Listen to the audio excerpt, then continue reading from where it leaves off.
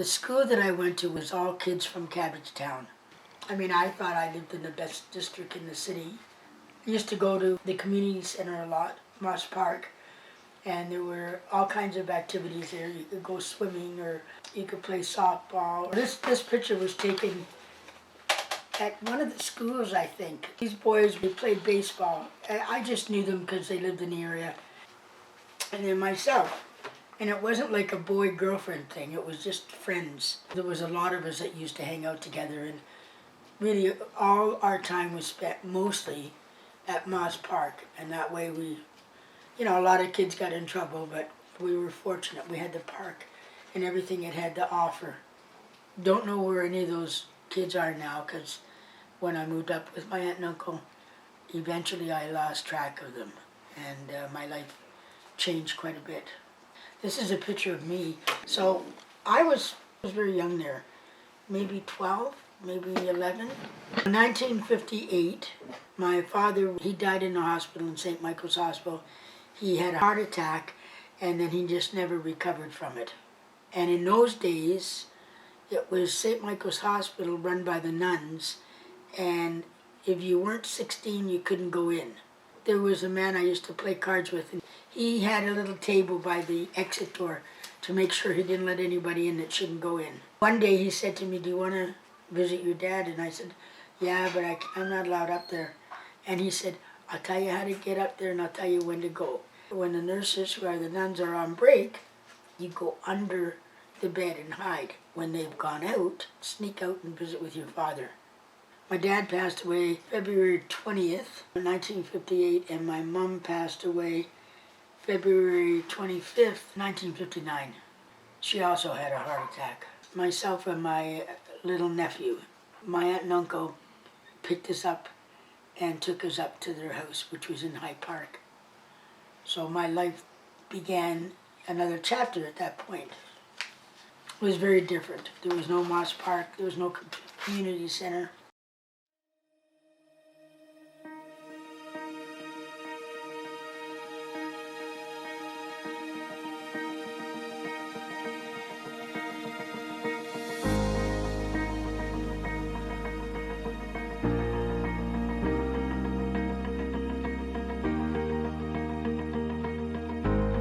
My uncle was amazing. For him to take me in and not really know me that well. He would drive around the neighborhood and show me all the schools, because I kept saying, "I don't see any kids." And he would show me the schools, and then I realized, oh, I guess there are kids, I just don't know where they live. Well, this was taken in Halifax with my aunt and uncle. That's my cousin Roy. He was a priest. This particular summer, I remember one of my cousins saying, "Let's go to the boathouse. There's a dance tonight." My cousin said to me, "You see all those people standing on the other side?" And she pointed to these bunch of people, actually. I said, "Yeah." She said, "They're all your cousins." "Wow." I said, "Let's go over, introduce me. I want to meet them." "We don't talk to them." And I said, "What?" And I think that was the first time I experienced that kind of, like, we don't talk to them. I wasn't brought up that way. I talked to everybody, and especially a relative. And I wanted to know who all these people were.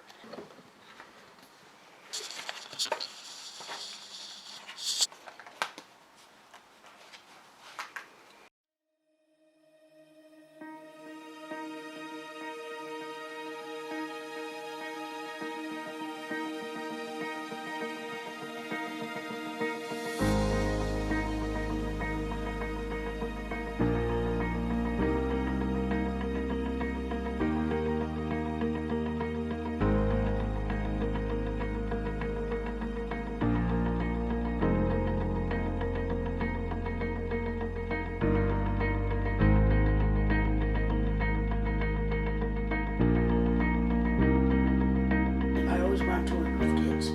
I wasn't sure how that was going to happen, because you needed a degree in psychology, and I had it in my heart that it was going to be okay. I was a survivor, and whatever it was going to take for me to make a future for myself, I would find a way of doing it. I had a lot of pain that I'd gone through when I was younger, but that again, I felt that because of what I'd been through, somehow I'm going to be able to help somebody else with this.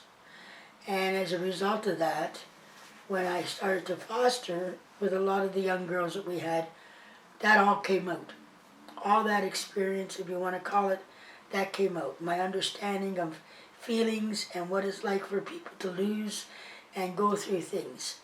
I was able to do the work I did because of my own background. I remember one young boy in another home, he said to me, as he got older as an adult, he said, "Did you know that I kept an album with all the stubs from different events that we went to?"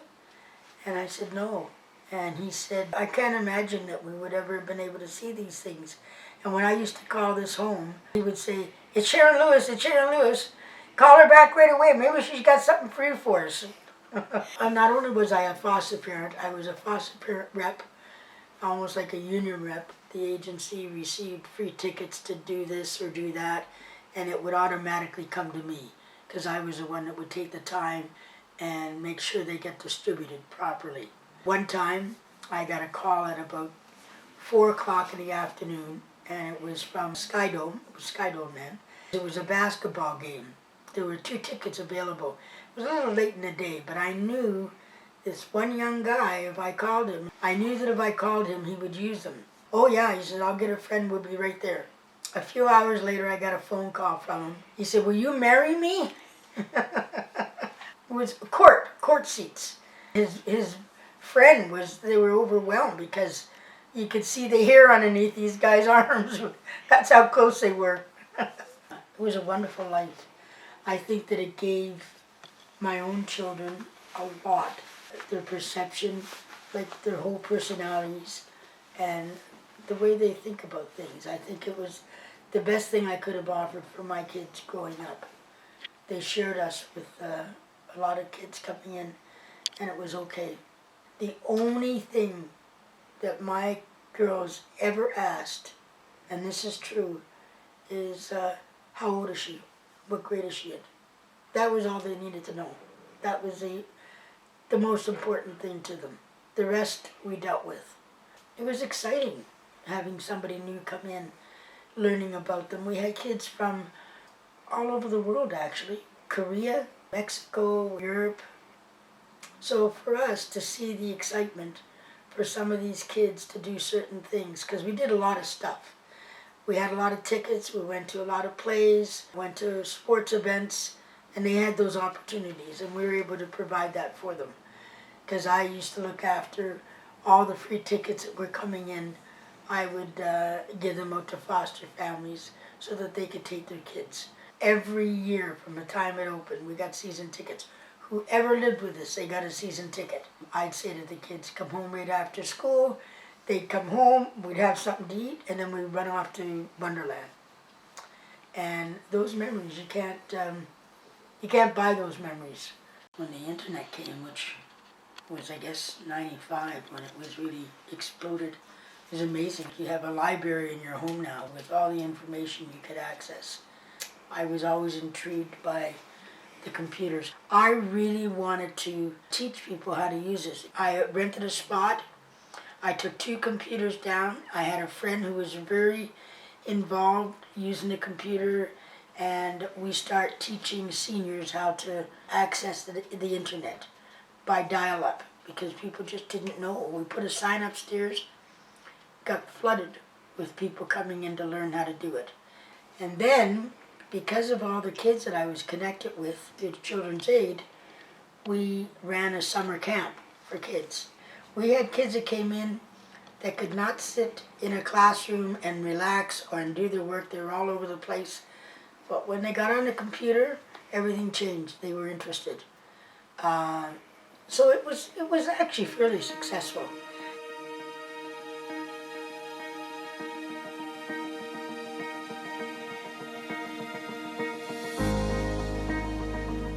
Probably what I would do is tell them a story. And depending on what they're struggling with, it would have to do with something similar, because we all have different struggles. I think you have to have strength, and you can get through anything. You just do it. I think stories are so important. you're experiencing those memories and you're sharing them with somebody else. And how do you do that? A picture helps, but the story is what counts.